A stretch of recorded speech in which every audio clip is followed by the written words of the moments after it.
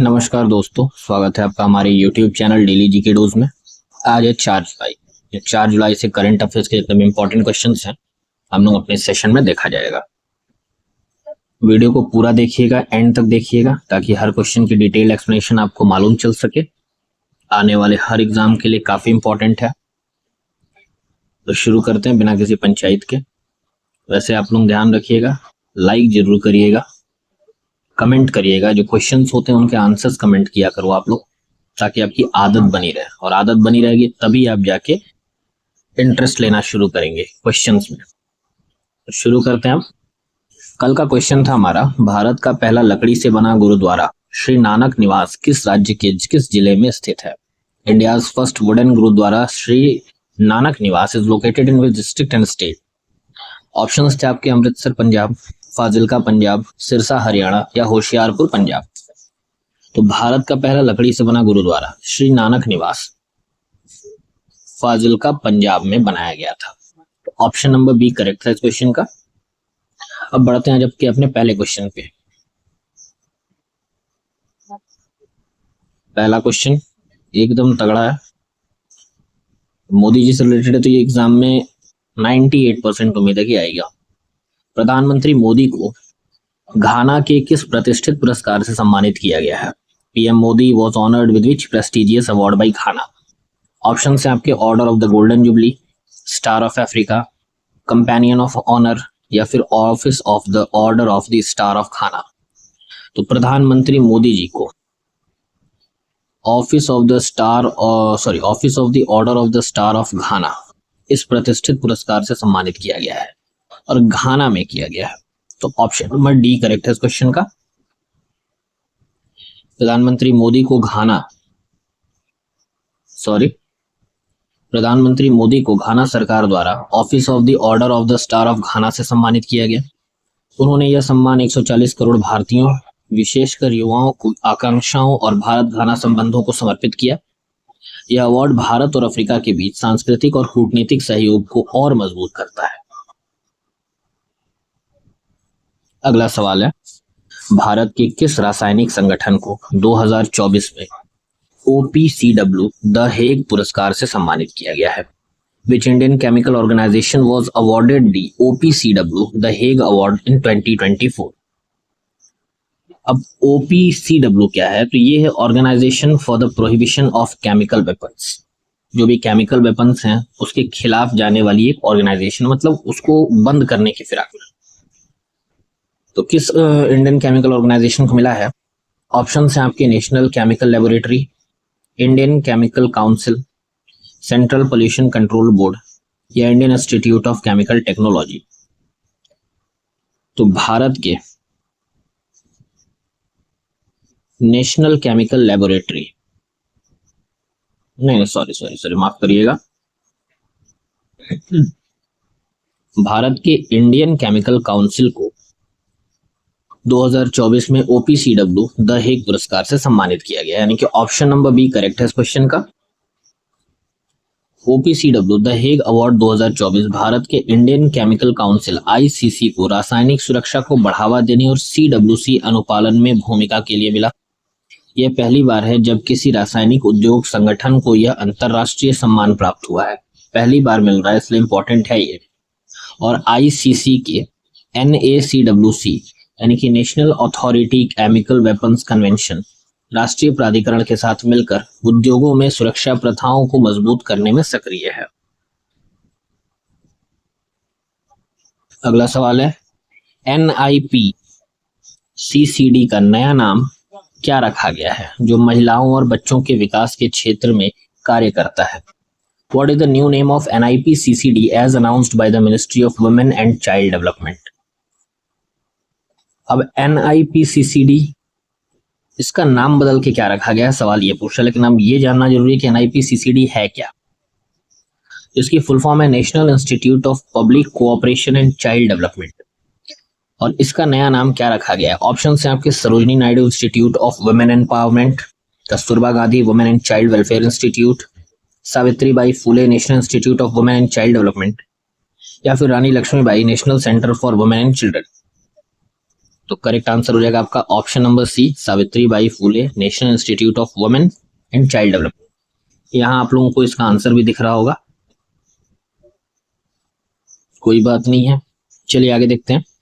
NIPCCD का नाम बदल के Savitribai Phule National Institute of Women and Child Development कर दिया गया है। 4 जुलाई 2025 को रांची में नया क्षेत्रीय केंद्र शुरू होगा जो झारखंड, बिहार, उड़ीसा और बंगाल को सेवाएं देगा। यह पहल मिशन शक्ति, वात्सल्य और पोषण 2.0 जैसे अभियानों को जमीनी स्तर तक पहुंचाने में मदद भी करेगी। अगला सवाल, Bharat mobility global expo 2027 BMGE यानी कि भारत मोबिलिटी ग्लोबल एक्सपो, इसका आयोजन कब और कहां किया जाएगा? When and where will the third edition of Bharat mobility global expo BMGE be held? अब ये भारत मोबिलिटी ग्लोबल एक्सपो का तीसरा संस्करण कब आयोजित होने जा रहा है? 2027 में। तो सवाल में पूछ रहा है कि कहां हो रहा है। ऑप्शन है आपके जनवरी 2026 बेंगलुरु, मार्च 2027 मुंबई, फरवरी 2027 दिल्ली NCR या फिर दिसंबर 2026 हैदराबाद। तो ऑप्शन नंबर ए और डी तो ऐसे भी कट जाता है क्योंकि यहाँ पे ऑलरेडी क्वेश्चन में दे चुका है कि 2027 का। तो बचते हैं मार्च 2027 मुंबई या फरवरी 2027 दिल्ली NCR। तो ध्यान रखिएगा, mobility Bharat mobility global expo जो है वो नई दिल्ली में आयोजित किया जाता है।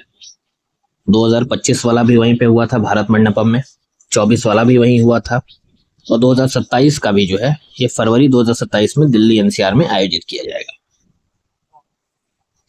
BMGE 2027 का तीसरा संस्करण 4 से 9 फरवरी 2027 को दिल्ली NCR में आयोजित होगा। यह आयोजन स्वच्छ मोबिलिटी, नवाचार और वैश्विक आपूर्ति श्रृंखला पर केंद्रित होगा और 2025 संस्करण में 1500 से अधिक प्रदर्शक और 9.8 लाख से अधिक आगंतुक शामिल हो गए। अगला सवाल, भारतीय आमों को बढ़ावा देने के लिए इंडियन मैंगो मेनिया 2025 कार्यक्रम किस देश में आयोजित किया गया है? In which country was the Indian Mango Mania 25 event organized to promote Indian mangoes? Important बनेगा ये क्वेश्चन भी। ऑप्शन है आपके यूनाइटेड अरब अमीरात, सऊदी अरेबिया, कतर या ओमान। तो भारतीय आमों को बढ़ावा देने के लिए इंडियन मैंगो मेनिया 2025 का कार्यक्रम UAE में आयोजित हुआ है। तो ऑप्शन नंबर ए करेक्ट है इस क्वेश्चन का। एपीडा ने अबू धाबी UAE में इंडियन मैंगो मेनिया 2025 नामक आम महोत्सव का आयोजन किया। याद रखिएगा, एपीडा ने किया है। इस आयोजन में दशहरी, लंगड़ा, चौसा, आम्रपाली जैसे GI टैग्ड आम किस्में प्रदर्शित की गई हैं। यह कार्यक्रम लुलु ग्रुप और भारतीय दूतावास के सहयोग से आयोजित हुआ है जिसमें राजदूत संजय सुधीर मौजूद रहे हैं। लुलु ग्रुप और भारतीय दूतावास इन दोनों के सहयोग से हुआ है और इसका आयोजन किया किसने है? एपीडा ने किया है। और ये इंडिया मैंगो मेनिया 2025 कहाँ हुआ है? तो UAE में हुआ है। इतनी चीजें आपको इस क्वेश्चन से ध्यान रखनी है क्योंकि यार एग्जाम में एग्जामिनर जो है ना कैसे लेगा किसी का कोई गारंटी नहीं है, तो हर तरफ से आप लोग एक्सप्लेनेशन भी देखते चलिएगा। अगला सवाल है, भारत का पहला QR आधारित डिजिटल हाउस एड्रेस सिस्टम किस शहर ने शुरू किया है? Which city launched India's first QR based digital house address system? Most important question. Option है आपके इंदौर, भोपाल, पुणे या अहमदाबाद। तो भारत का पहला QR आधारित digital house address system Indore ने शुरू किया है। ऑप्शन नंबर ए करेक्ट है इस क्वेश्चन का। इंदौर ने एक बार फिर देश में स्मार्ट सिटी पहल में अग्रणी भूमिका निभाई है। QR कोड आधारित डिजिटल हाउस एड्रेस सिस्टम की शुरुआत कर इंदौर बना भारत का पहला शहर। अच्छा, ये सिस्टम GPS और DG पिन से जुड़ा है जिससे नागरिकों को रियल टाइम सेवाएं, आपातकालीन सहायता और स्मार्ट प्लानिंग में मदद मिलेगी। कम लागत की डिजिटल प्लेटें, यूजर फ्रेंडली सिस्टम और डेटा ड्रिवन अर्बन प्लानिंग की दिशा में यह क्रांतिकारी कदम है। यह पहल डिजिटल इंडिया और इंक्लूसिव अर्बन डेवलपमेंट के सपने को साकार करती है। नेक्स्ट क्वेश्चन, भारत ऑर्गेनिक्स मेला 2025 का उद्घाटन किस केंद्रीय मंत्री ने किया है? अब मंत्री जी मतलब भाड़ में जाए, आपको ध्यान रखना है कि भारत ऑर्गेनिक्स मेला 2025 का उद्घाटन हुआ कहाँ हुआ है? तो देखते हैं, फिलहाल तो क्वेश्चन का मांग है कि इसका उद्घाटन किसने किया है। सॉरी, ऑप्शन है आपके डॉक्टर आशीष कुमार भूटानी, कृष्णपाल गुर्जर, अमित शाह या अर्जुन मुंडा। तो भारत ऑर्गेनिक्स मेला 2025 का उद्घाटन कृष्णपाल गुर्जर जी ने किया है। ऑप्शन नंबर बी करेक्ट है इस क्वेश्चन का। अब भारत ऑर्गेनिक्स मेला 2025 का उद्घाटन केंद्रीय सहकारिता राज्य मंत्री श्री कृष्ण पाल गुर्जर ने नई दिल्ली में किया है। तो ध्यान रखना है किसका आयोजन हुआ और कहाँ हुआ है। इस पहल के तहत 7,000 से अधिक सहकारी समितियां 19 राज्यों से जुड़ी हैं, जो घरेलू जैविक उत्पादों की विश्वसनीय सप्लाई चेन बना रही हैं। अब भारत ऑर्गेनिक्स जब Amazon, Blinkit, Swiggy, big basket और सफल स्टोर्स पर भी उपलब्ध है। अगला सवाल, पीएम मित्रा योजना के तहत टेक्सटाइल पार्क तमिलनाडु के किस जिले में विकसित किया जा रहा है। बोलब ना, समझ जाइएगा आप लोग। Under the PM Mitra scheme the textile park is being developed in which district of Tamil Nadu. Option है आपके तिरुप्पुर, एरोड, करूर या विरुद्धुनगर। तो करेक्ट आंसर है आपका ऑप्शन नंबर डी, विरुद्धुनगर। ठीक है, पीएम मित्रा टेक्सटाइल पार्क तमिलनाडु के विरुद्धुनगर जिले में 1900 करोड़ की सरकारी सहायता से विकसित हो रहा है। यह पार्क 1052 एकड़ में फैला होगा और zero liquid discharge system, dormitory और अत्याधुनिक टेक्सटाइल इंफ्रास्ट्रक्चर से लैस होगा। यह योजना 10,000 करोड़ के निजी निवेश को आकर्षित करेगी और 2026 तक 1 लाख से अधिक रोजगार सृजित करेगी, जिससे आत्मनिर्भर भारत के लक्ष्य को बल मिलेगा। इन चीजों को ध्यान रखना है आपको, पॉइंट्स ऐसे ही नहीं है हवा में लेने वाले, क्योंकि मैंने थोड़ी देर पहले ही बताया एग्जामिनर कहाँ से कैसे लेगा मजा आप लोगों का, इसका कोई गारंटी नहीं है। हम लोगों ने तो मजा लेवा लिया है, बाकी अब आप लोगों की मर्जी है। अगला क्वेश्चन है, हथकरघा हैकेथॉन 2025 का आयोजन किस शहर में, किस स्थान पर हुआ। Where was the handloom hackathon 25 be organised. Option है कि आपके NIFT Mumbai, IIT Delhi, IIM Ahmedabad या NSIC न्यू दिल्ली। तो हथकरघा हैकेथॉन यानी कि हैंडलूम हैकेथॉन 2025 IIT दिल्ली में आयोजित हुआ है। ऑप्शन नंबर बी करेक्ट है इस क्वेश्चन का। इसका फोटो नहीं मिला, इसने नहीं लगा पाए। हथकरघा हैकेथॉन 2025 का आयोजन 2 से 3 अगस्त 2025 को IIT दिल्ली में किया जाएगा। ध्यान रखिएगा 2 से 3 अगस्त में होगा। Dream it do it theme के तहत यह हैकेथॉन डिजाइन, नवाचार, बाजार पहुंच और कारीगरों के कौशल पर केंद्रित रहेगा। आयोजन का उद्देश्य है हथकरघा क्षेत्र के आधुनिकीकरण, युवा प्रतिभाओं को जोड़ना और स्थिर समाधान विकसित करना। इस क्वेश्चन का ये इस हैकेथॉन का ये थीम है, इसको याद रखिएगा। अगला सवाल, लास्ट सवाल है, भारत की पहली UPI संचालित बैंक शाखा किस फिनटेक स्टार्टअप ने लॉन्च की है।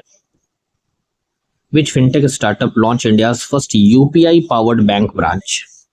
ऑप्शन है आपके फोन पे, पेटीएम, स्लाइस या जुपिटर। तो भारत का पहला UPI संचालित बैंक शाखा, इसको स्टार्ट किया है स्लाइस ने। तो ऑप्शन नंबर सी करेक्ट है इस क्वेश्चन का। स्लाइस ने बेंगलुरु में भारत की पहली UPI पावर्ड बैंक शाखा लॉन्च की, जिससे यह एक फुल फ्लेज्ड बैंक में बदल गया है। स्लाइस का नया UPI क्रेडिट कार्ड 3% तक कैशबैक, 0 ज्वाइनिंग फीस और आसान EMI सुविधा देता है।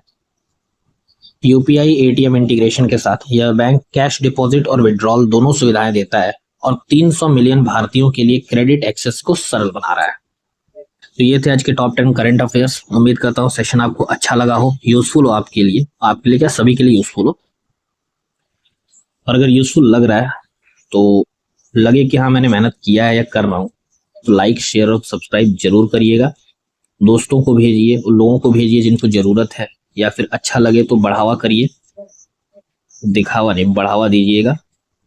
बाकी तो भोलेनाथ की सब कृपा है ही, जैसा होगा जो होगा अपने पास वो मिलेगा। पढ़ाई करते रहिए और क्या ही बोलूं। चलिए तब तक के लिए धन्यवाद। अरे नहीं धन्यवाद नहीं, रुक भाई रुक। अब एक क्वेश्चन ऑफ द डे तो बचा ही रह गया है।